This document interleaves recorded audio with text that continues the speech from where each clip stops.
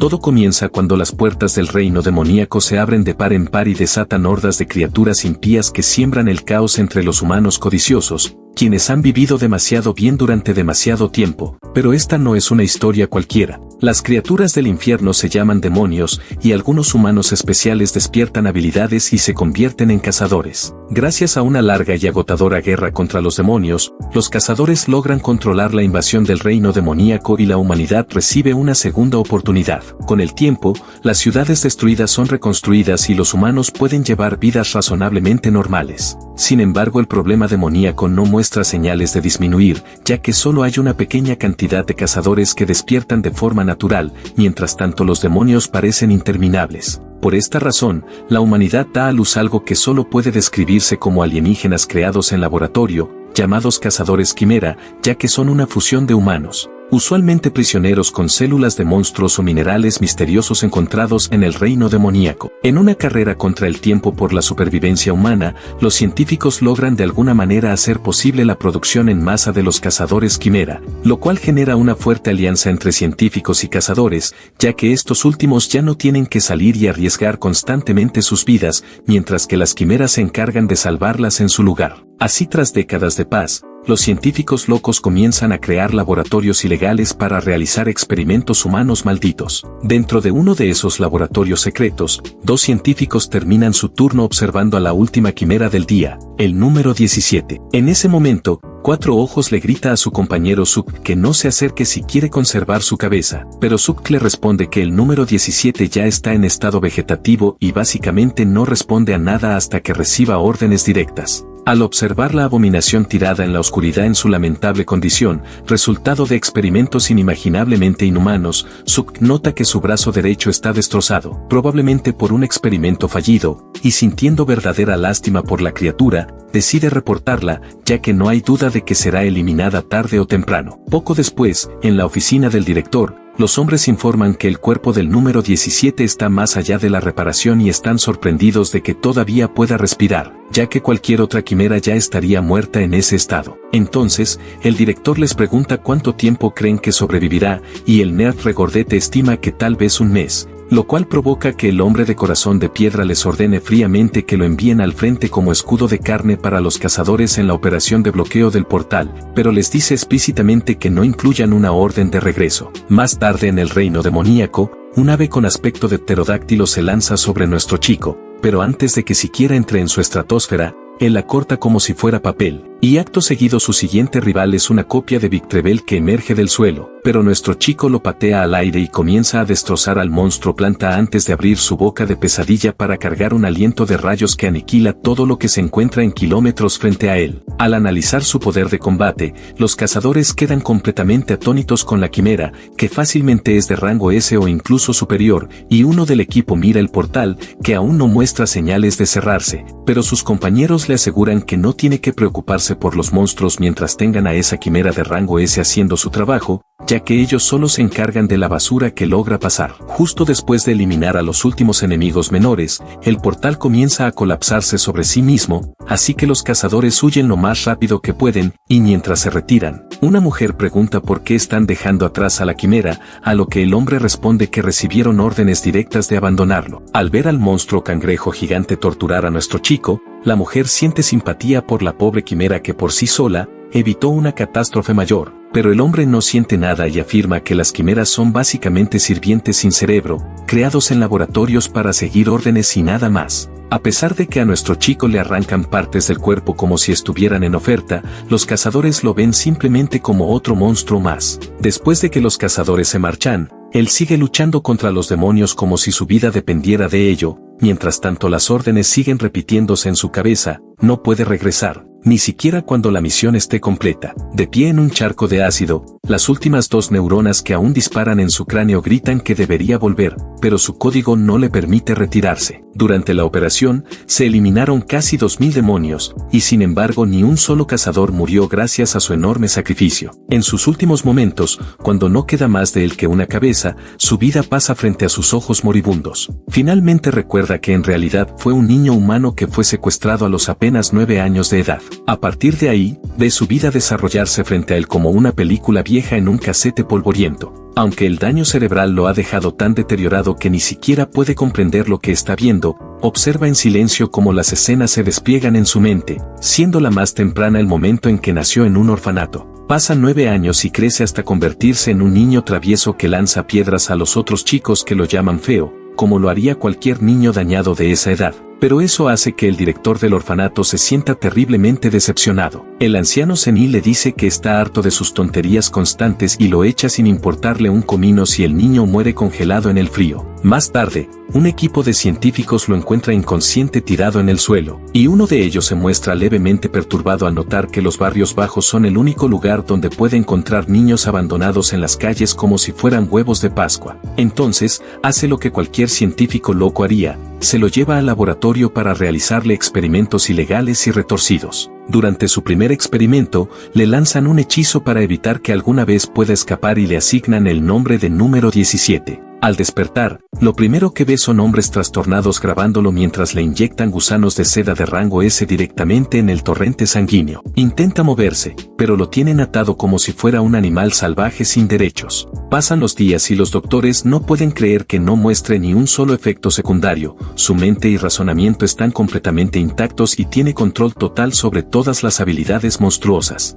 Aunque su apariencia da la impresión de que está a un segundo de agarrar una Glock y un cargador para desatar una masacre, todos esos tipos enfermos solo pueden pensar en lo increíble y valioso que es. Así que continúan inyectándole todo tipo de células de monstruo. 6 años después, ya es un cazador quimera completamente desarrollado, capaz de destruir demonios con un solo y devastador ataque. De hecho, con un solo disparo, lanza un rayo láser que fría a los monstruos avispa y arrasa kilómetros de asfalto a lo largo del camino. Una madre le muestra su gratitud por haber salvado a ella y a su hija, mientras que un cazador herido le pide disculpas por haber dependido de un chico tan joven, pero nuestro protagonista responde que está bien, aunque por dentro no siente absolutamente nada. Años más tarde, su hipnosis se detiene repentinamente y se pregunta qué demonios ha estado haciendo todo este tiempo, lo que alerta a los científicos de que finalmente los efectos secundarios están saliendo a la luz. El tiempo vuela, y después de haber sido inyectado con células de más de 500 monstruos, ya no se parece a nada que pudiera llamarse humano. Al cabo de unos 20 largos años, se convierte en una especie de perro dragón gigante sin conciencia,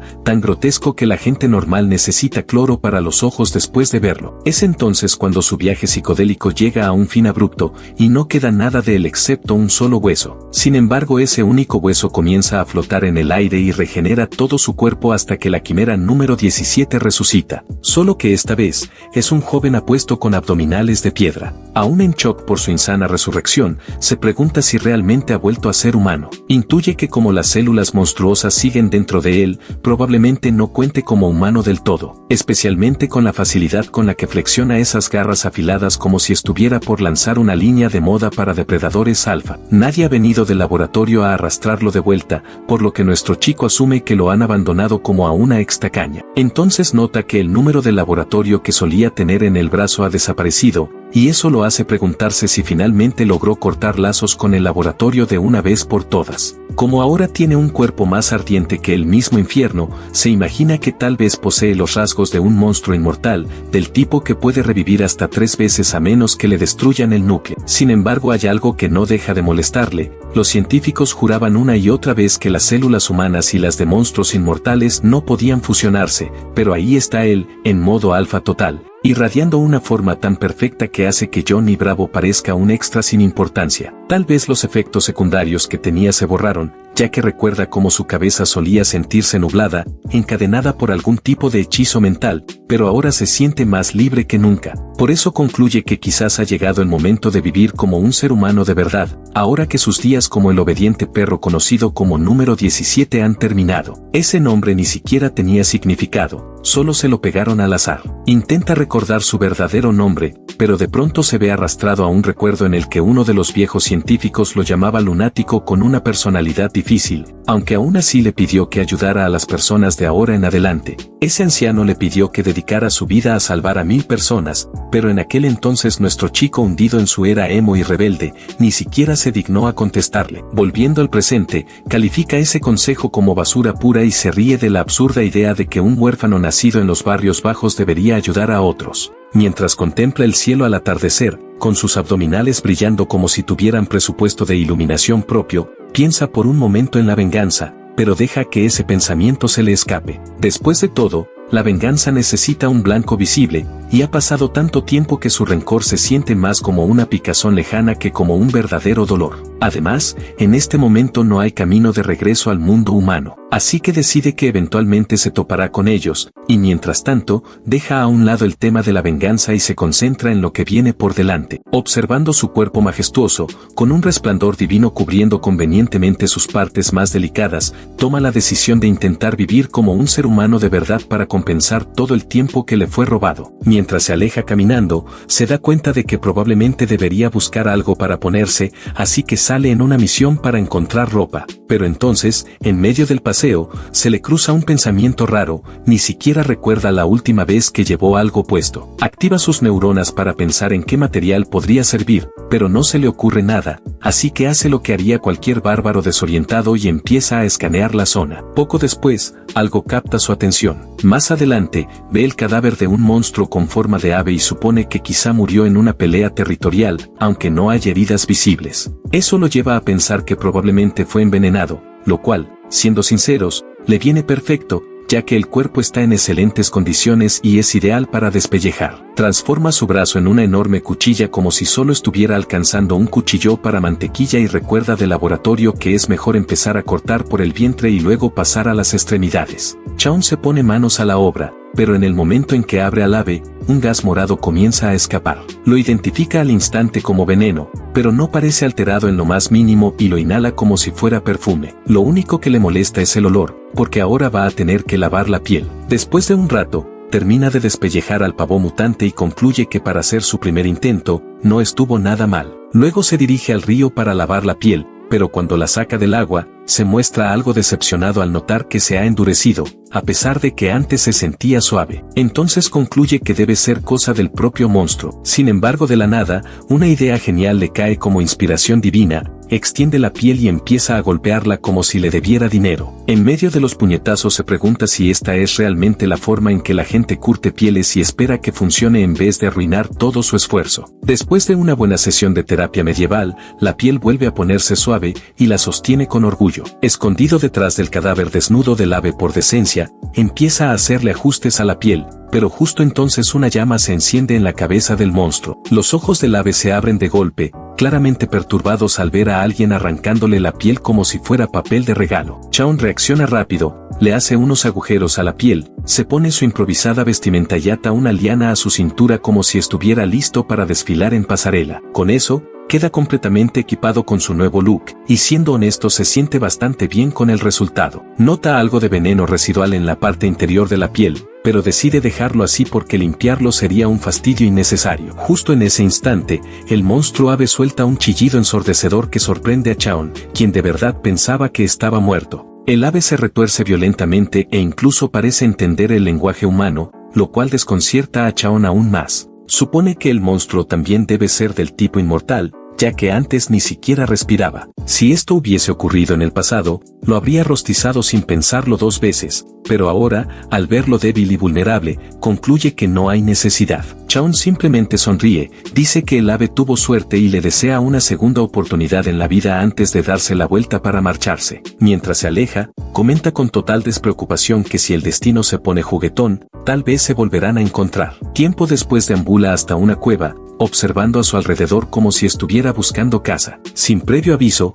un 100 pies gigantesco salta y aterriza justo frente a él, pero Chaon ni siquiera parpadea. La criatura ataca, pero él está más enfocado en decidir si la iluminación del lugar es adecuada como para vivir ahí. Con un solo corte limpio, le cercena la cabeza al 100 pies como si espantara una mosca y se da la vuelta, tachando mentalmente la cueva de su lista. Luego se encuentra en una región montañosa cubierta de nieve donde un yeti yace en el suelo, congelado por el miedo, probablemente tras ver a Chaon aparecer como si fuera un susto sorpresa. Al parecer nuestro chico ya se ha peleado con los yetis, pero también descartó ese lugar porque conseguir comida ahí sería una pesadilla. Después, explora un bosque pero los hongos apestan tanto que parece que alguien calentó pescado en el microondas de una sala de descanso, así que ese sitio también queda fuera. Sigue explorando, desde una cueva llena de lagartijas sospechosas hasta un volcán extrañamente acogedor, pero nada termina de convencerlo. Finalmente, llega al borde de un acantilado y contempla una vista impresionante,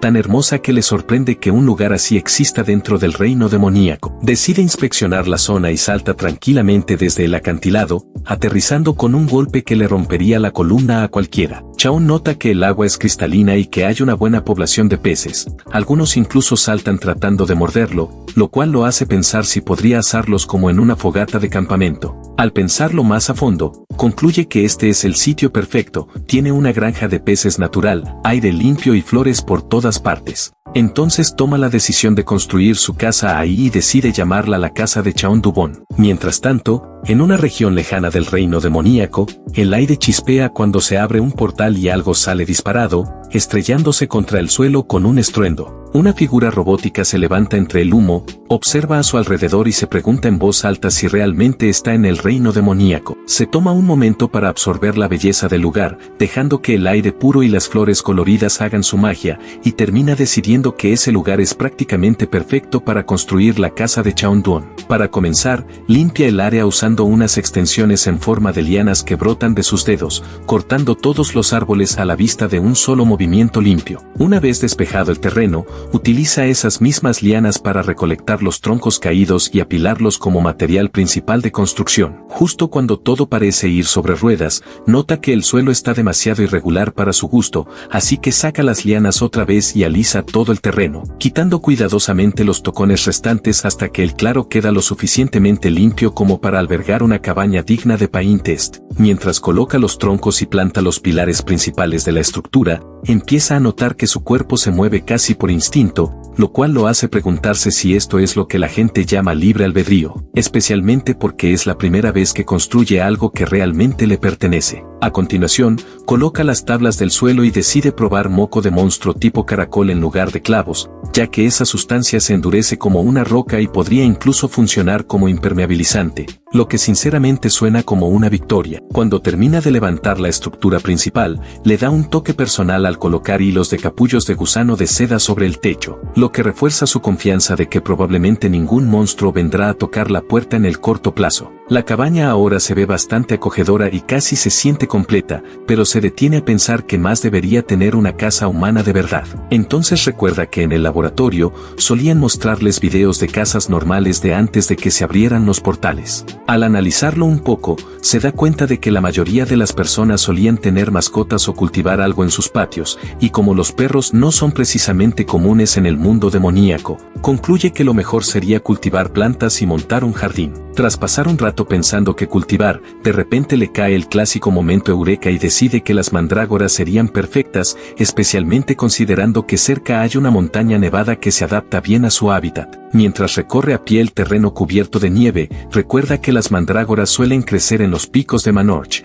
y la forma en que la nieve se acumula a su alrededor le hace pensar en el momento en que fue secuestrado y enviado al laboratorio. Irónicamente, ahora ve ese evento como una especie de bendición, porque desde que se convirtió en quimera, ya no tiene que preocuparse por morir de frío o de hambre en condiciones miserables. Eventualmente, percibe una alta concentración de maná a su alrededor y deduce que debe estar cerca. Y efectivamente, logra avistar las raíces de las mandrágoras. Tienen forma de pez luna con cabezas llenas de hojas y son conocidas por ser extremadamente sensibles al estrés, llegando a morir con cualquier cambio mínimo en su entorno. Él razona que elegir ejemplares más jóvenes sería lo más inteligente, ya que podrían adaptarse mejor al ser trasplantadas. Así que las selecciona con cuidado, preparándose mentalmente para los chillidos por los que son famosas. Pero en lugar de los alaridos que esperaba, se encuentra con que el primer ejemplar está profundamente dormido, roncando como un bebé, y los otros dos que recoge después también están plácidamente dormidos, incluso hablando en sueños.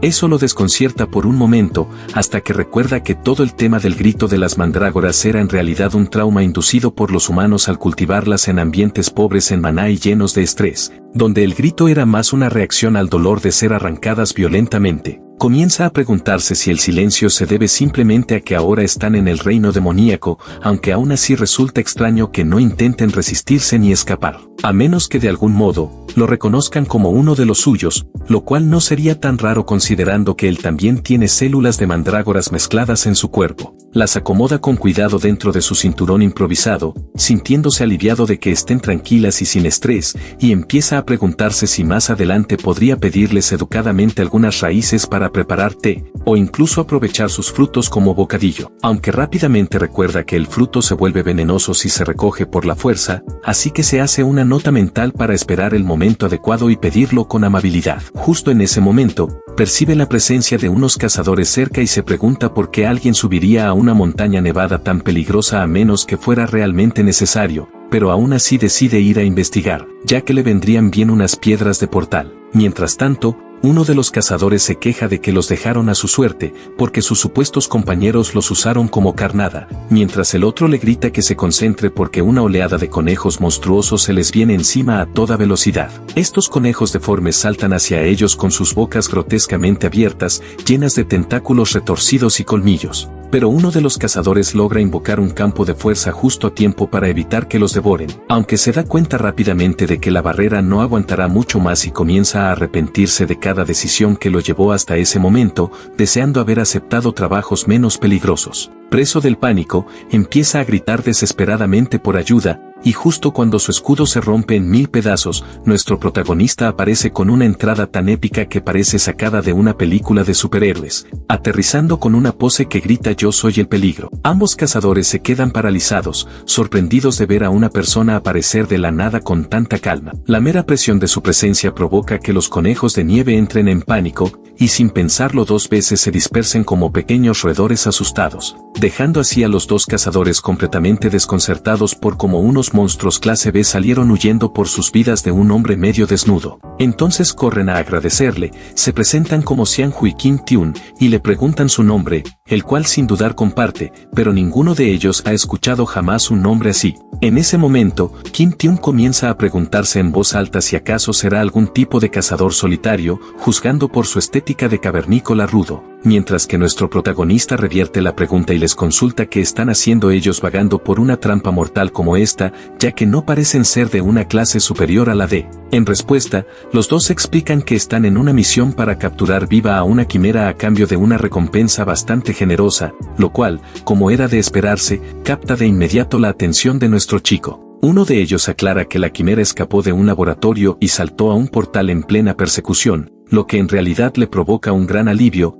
ya que confirma que no lo están rastreando a él. Entonces, pregunta dónde está su equipo, preguntándose cómo terminaron vagando por lo salvaje completamente desarmados y si al menos tienen una piedra de portal. A esto, el tipo explica que sus supuestos compañeros se fugaron con todo el equipo y que la traición había sido parte del plan desde el principio, algo que ahora lamentan no haber notado antes. Al oír todo esto, nuestro chico clava la mirada silenciosamente en su portal, y mientras los cazadores intentan explicar que están sufriendo contaminación de maná y no podrán sobrevivir mucho más, le suplican desesperadamente si tiene alguna forma de salir, ya que los humanos solo pueden sobrevivir un tiempo limitado en el mundo demoníaco antes de tener que regresar y purificarse, o de lo contrario, morirán por sobreexposición. Uno de ellos incluso le ruega que los ayude, mencionando que tiene una esposa embarazada esperándolo en casa. Pero antes de que puedan siquiera terminar la frase, nuestro protagonista se queda de pronto inmóvil, como si sintiera un cambio en el cosmos, y luego despega por el aire como Hulk, dejándolos colgados a mitad del monólogo con el viento en la cara. En otro lugar,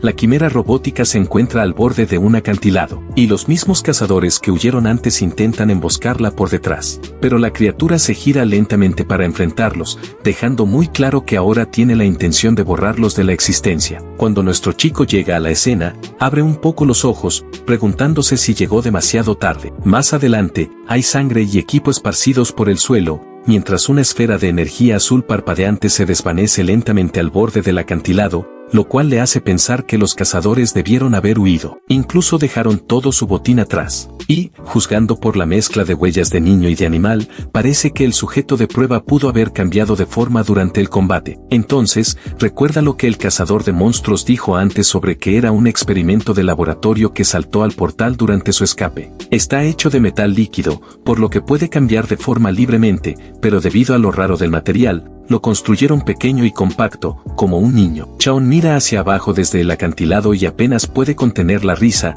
al darse cuenta de que este pequeño gremlin mecánico logró destrozar a 5 cazadores de rango B. Mientras tanto, de vuelta con nuestro dúo de cazadores maltrechos, Kim sacude desesperadamente a Xianhu, diciéndole que no se rinda. pero el pobre tipo tose y dice que todo su cuerpo ya está contaminado y que está acabado. Sin embargo, Kim no lo acepta y menciona a su familia. Entonces Xianju, con lo poco de fuerza que le queda, le pide que se disculpe con ellos en su nombre. Pero Kim le grita que aguante y le insiste en que los milagros sí existen. Justo en ese momento, alguien aparece a la vista, haciendo que Kim se tense de inmediato, pero resulta ser Chaon, que vuelve tranquilamente con todo su equipaje. En cuanto el cazador de monstruos lo ve, corre hacia él, cae de rodillas y básicamente comienza a rezarle al papá Chaon para que lo salve a ambos. Nuestro héroe está confundido al principio, pero luego recuerda que les dijo que no tenía una piedra de portal. Es entonces cuando Kim saca algo de su bolsillo, 2 cheques de 10 millones de yenes, y le ruega que por favor les entregue una piedra de portal. No deja de repetir que si no salen ahora, sin duda van a morir. Mientras tanto, Chaon mira el dinero e intenta imaginar la cantidad total en su cabeza. Sabe que no hay forma de usarlo en este mundo, pero una vez que llegue al mundo humano, le será muy útil. Así que con toda la generosidad que su caótico corazón puede reunir, saca una piedra de portal. En ese momento, Kim se lanza en una reverencia perfecta de 90 grados y empieza a agradecerle una y otra vez,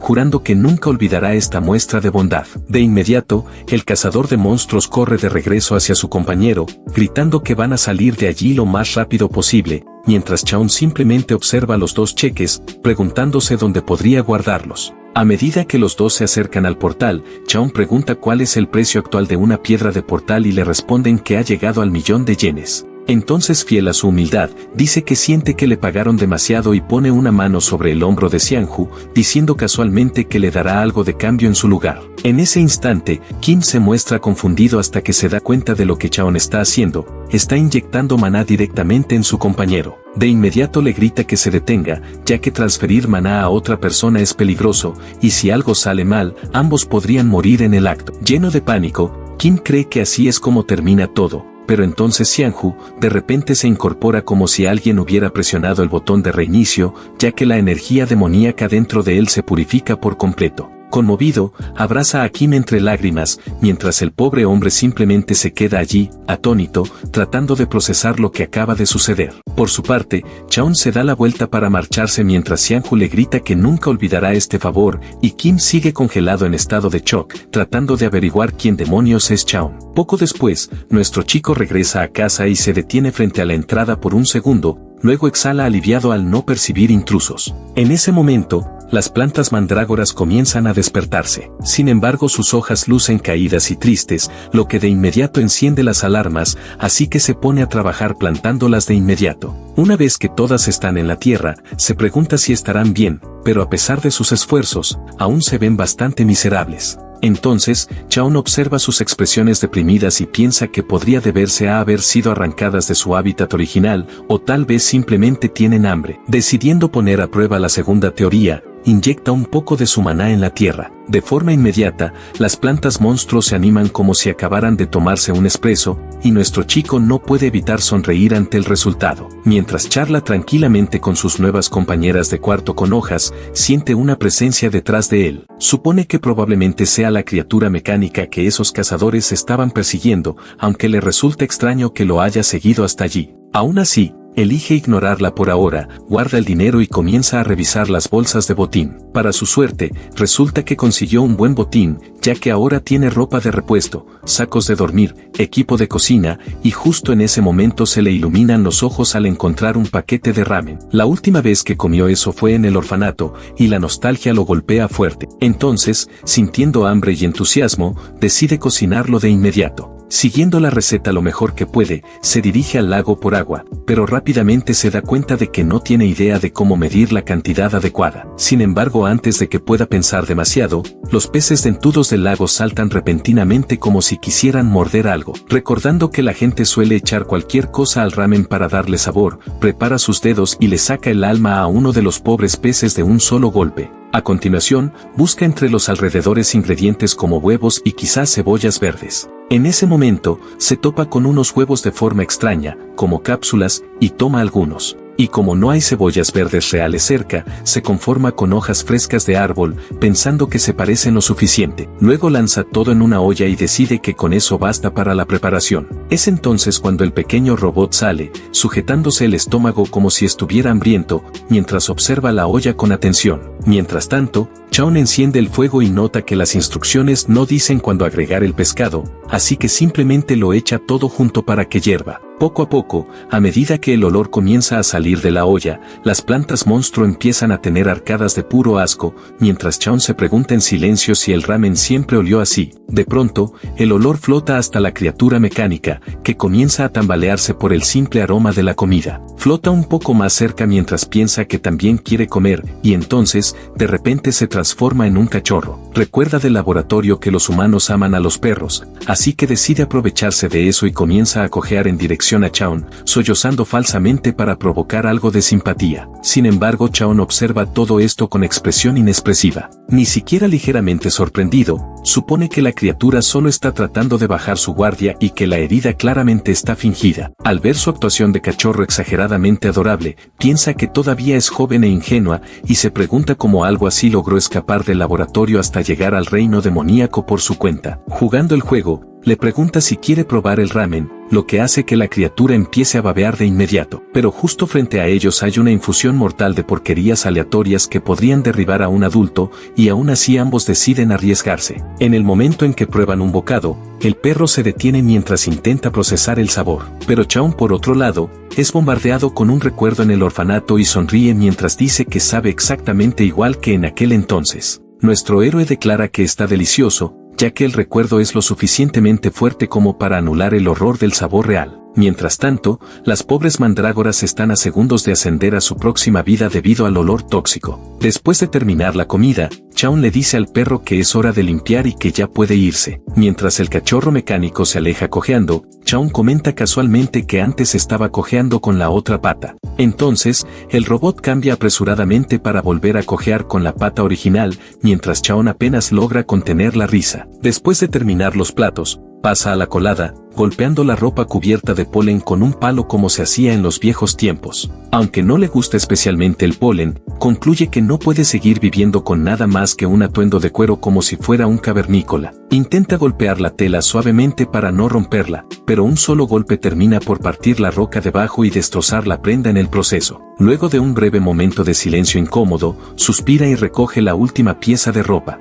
Es entonces cuando nota que la criatura robot todavía ronda cerca, observándolo desde la distancia. Antes, se había disfrazado de roca. Antes de eso, de pez mientras él lavaba los platos, y antes de eso de árbol mientras atendía las flores, lo que lo lleva a darse cuenta de que la criatura lo ha estado siguiendo todo el tiempo, cambiando de forma en silencio sin acercarse nunca directamente. Esto continúa hasta que una abeja se posa en su nariz, provocando que se altere y grite que odia las abejas. Juzgando por su comportamiento, estima que la criatura debe tener menos de 5 años. Su forma de hablar es mecánica y torpe, un rasgo común en los camas jóvenes con memorias implantadas artificialmente. Decidiendo no prestarle demasiada atención, Chaon carraspea para hacerle notar su presencia y comenta con tranquilidad lo hermosas que están las flores de Forcia. Mientras tanto, termina la colada y murmura que la tarea fue más difícil de lo que esperaba. Por desgracia, se da cuenta de que la ropa es demasiado pequeña para él, lo cual le parece una pérdida después de todo el esfuerzo que invirtió. Cuelga la ropa en un hilo de seda y luego decide revisar cómo están las mandrágoras.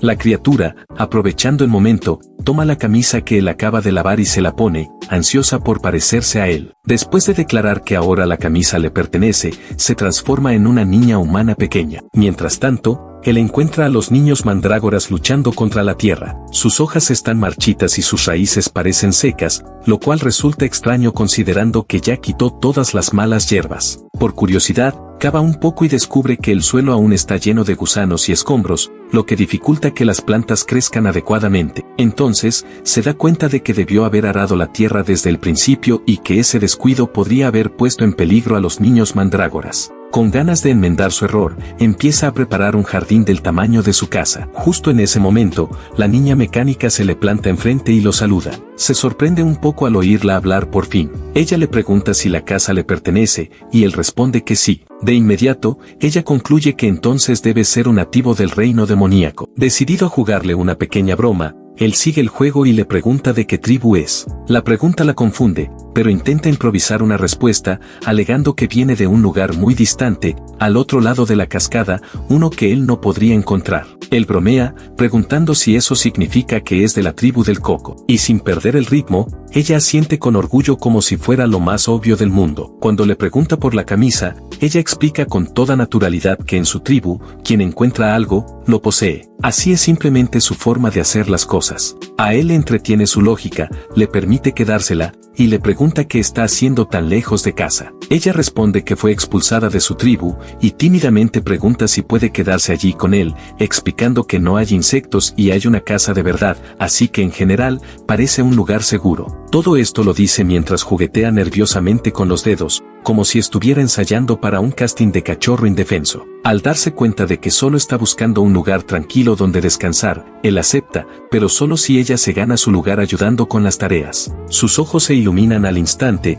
y le pregunta qué quiere que haga, completamente lista para lanzarse a cualquier misión que él le encomiende. Él le dice que necesitan preparar una huerta para que las mandrágoras tengan un hogar apropiado. Sin dudarlo, ella toma el palo, adopta una pose confiada y dice que es lo suficientemente fuerte para el trabajo. Luego procede a destrozar por completo el suelo como si estuviera hecho de bizcocho. Al verla arrancar la tierra con tanta facilidad, él piensa que o es increíblemente mala fingiendo ser normal o simplemente no tiene ni idea de cómo funcionan los niños promedio. Finalmente, él se presenta y le pregunta su nombre. Ella se detiene, claramente desconcertada, ya que no tiene un nombre. Y después de inspirarse en las flores que vio antes, declara que su nombre es Kim Nari. Él puede notar que simplemente lo copió de Forsythia, pero ya está comprometida con su decisión y lo repite con expresión seria. Poco después, la huerta está lista, e incluso Chaon logra montar una pequeña cerca de piedra alrededor. Ver las raíces de las mandrágoras tan alegres le hace desear haber hecho todo esto mucho antes.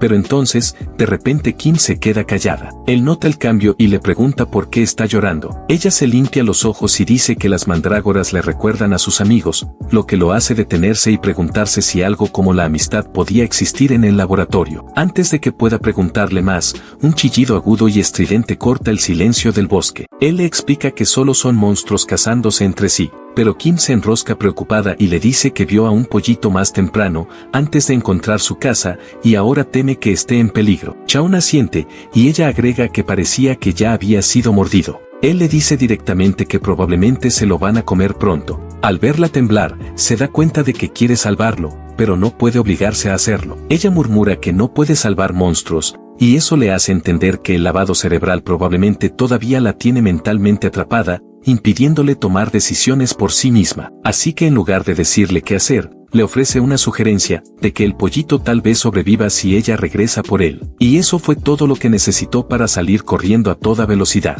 Mientras tanto, en el bosque unas abominaciones parecidas a avispas, con dos aterradoras hileras de dientes horizontales, ya están atacando al pollito herido. Justo cuando una de ellas se acerca para rematarlo, Kim irrumpe como un tornado con sobredosis de cafeína, le patea la cabeza a una y dice que salvará al pollito sin importar qué. Durante la pelea, recuerda su tiempo en el laboratorio. Los otros niños quimera la resentían por ganar siempre el primer lugar en los combates de clasificación. Eso significaba que los demás niños quedaban elegibles para los experimentos más aterradores con las tasas de fracaso más altas. Le arrebataron su peluche, la empujaron al suelo y le dijeron que debería dejarles ganar al menos una vez. Incluso dijeron que habría sido mejor si ella no existiera, mientras la pateaban sin parar. Ella nunca lo entendió, porque solo estaba haciendo lo que le habían ordenado. Ahora mirando fijamente a los monstruos, les grita que se detengan. Les grita que está mal que un grupo se lance contra alguien más débil, y luego lanza un puñetazo que manda a la última avispa volando a otra dimensión. De regreso en la casa, Chaon está alimentando tranquilamente con maná a las raíces de las mandrágoras, probablemente sintiéndose como un discreto padre de plantas. Cuando Kim aparece de nuevo, viene corriendo hacia él, acunando al pollito entre sus brazos y gritando por ayuda. Él le dice que se calme y respire hondo. Al mirar más de cerca, algo en ese pequeño ovillo de pelusa comienza a resultarle extrañamente familiar. Kim sigue llorando, desesperada por saber si esa pobre bolita de plumas está a punto de morir. Mientras tanto, Chaon se mantiene tranquilo y se ofrece a echar un vistazo más de cerca, por lo que extiende la mano y vierte un poco de maná sobre la pequeña bola de pelusa. Luego se relaja al darse cuenta de que la herida no parece fatal. Cada monstruo lleva consigo una magia con una historia específica, y aunque este en particular se encogió y cambió de color, Chaon sabe al instante que es la misma criatura a la que despellejó en aquel entonces. Adoptando una pose de detective, intenta averiguar por qué se encogió tanto, mientras Kim sigue preguntando si va a morir. Pero Chaon la tranquiliza diciéndole que simplemente está desnutrido y que solo se ha encogido por falta de alimento. Agrega que ya le dio algo de maná, así que si lo dejan descansar, debería recuperarse por sí mismo. Sin embargo, de pronto Kim se ve arrastrada a un recuerdo traumático, ya que su mente la lleva de regreso al laboratorio, a su muñeca desgarrada. Con voz temblorosa, dice que no pueden simplemente dejarlo solo, ya que sigue cayéndose como un panqueque triste. Lo abraza con fuerza mientras pone su mejor mirada de cachorro y le pregunta si puede quedárselo, prometiendo cuidarlo bien. Chaon sonríe y le advierte que puede que crezca demasiado como para controlarlo, pero ella responde enseguida que solo lo alimentará un poquito. Entonces él bromea diciendo que podría funcionar como su perro guardián, o mejor dicho, pájaro guardián. Justo en ese momento, la bola de plumas abre los ojos y mira a su alrededor con total confusión, hasta que finalmente fija la mirada en Chaon al reconocerlo y deja escapar un gruñido grave y amenazante. Kim salta del susto, lo levanta con un chillido y dice que por fin está hablando, mientras el pájaro solo observa a su alrededor, preguntándose en qué clase de infierno ha despertado. Ella lo abraza otra vez mientras la criatura se agita inútilmente,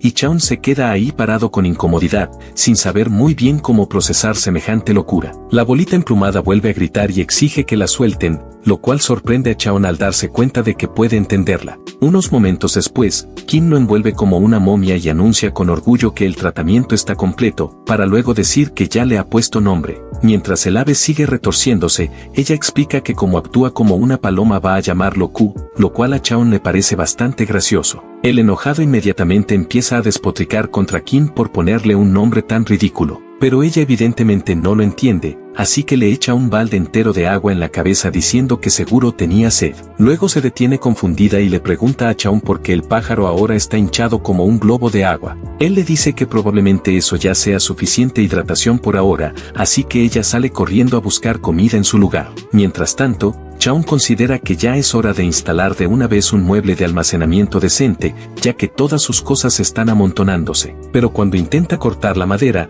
esta se parte como si fuera cartón barato. Se queda confundido, ya que hizo la mesa y la silla sin problema usando el mismo método. La bolita de plumas ya está harta de sus tonterías y le señala que es madera blanda, así que por supuesto que no funciona. Entonces Chaon se da cuenta de que el tipo de madera importa, y le pregunta cuál color de madera es el más resistente. El ave responde de inmediato que la madera roja, pero luego se congela a mitad de frase al caer en la cuenta de que acaba de ser entendida. Mira a Chaon horrorizada, preguntándose si ha podido oírla todo este tiempo. Al cruzar miradas, se tambalea para ponerse de pie y luego activa su habilidad mental para intentar leer la mente de Chaon. Pero no pasa nada, ya que la telepatía falla. Sin embargo, Chaon solo mira alrededor con inocencia y dice que no ve ningún árbol rojo cerca. Se pregunta si quizás crecen en otra región, mientras el pájaro entra en pánico al darse cuenta de que sus poderes mentales acaban de ser bloqueados. Finalmente, deja de fingir y le pregunta directamente a Chaon si puede oírla. Chaon explica que no es realmente oír, sino que las palabras simplemente aparecen en su mente,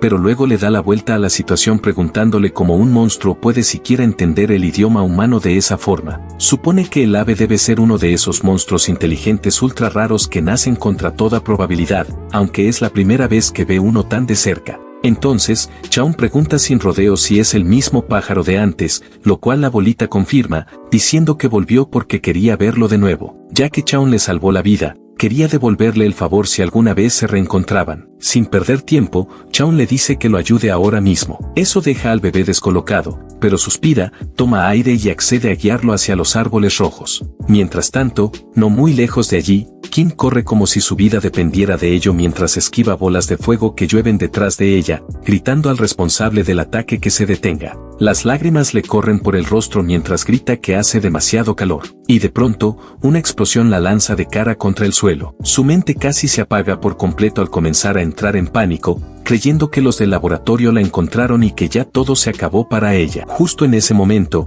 alguien sale de entre las llamas, con el cabello largo ondeando dramáticamente como un extra de anime de tercera categoría. Al mirar su rastreador, confirma que ella es la criatura mecánica que estaban buscando. Mientras carga otro ataque murmura que su vida también está en juego, y lanza otra bola de fuego hacia Kim, quien solo puede observarla con resignación. Pero antes de que impacte, nuestro héroe ejecuta el clásico movimiento de Chad, colocándose frente a ella y desactivando el ataque sin esfuerzo, como si espantara a una mosca. Q le dice de inmediato que las indicaciones sobre los árboles pueden esperar, ya que la prioridad ahora es la chica. Chaon nota que Kim le tiene un miedo enorme al fuego y no parece estar mentalmente estable. Entonces decide apagar las llamas primero, y la bolita de plumas está de acuerdo, añadiendo que solo un completo pedazo de basura atacaría a una niña. El tipo a quien apodaremos Rapunzel lo fulmina con la mirada, insulta a Chaon y lo llama cavernícola, luego lo amenaza con dejarlo en el suelo si no se aparta. A lo que Chaon le responde que este Rapunzel habla demasiado,